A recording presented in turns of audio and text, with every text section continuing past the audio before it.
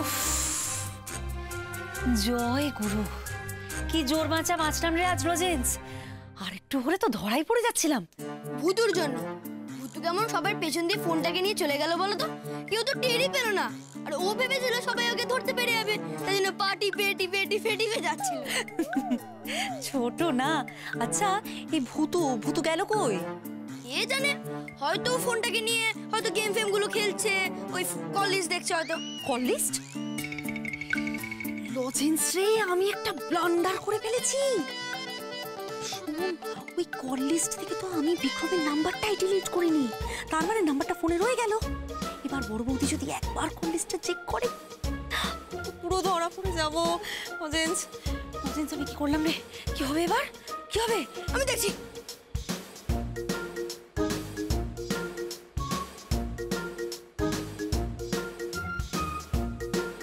এটা কার নাম্বার?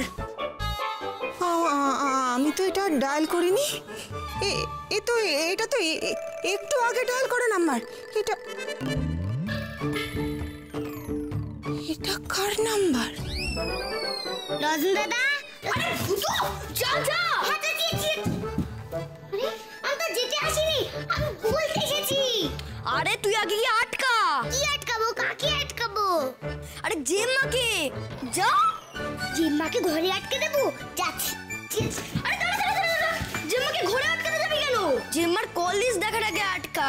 জেম্মা যদি call list দেখে বুঝতে পেরে যায় যে পিপি বিক্রম আঙ্কেলকে ফোন করেছিল, তখন কি হবে? আবার কল লিস্ট? কল লিস্ট মানে কি গো?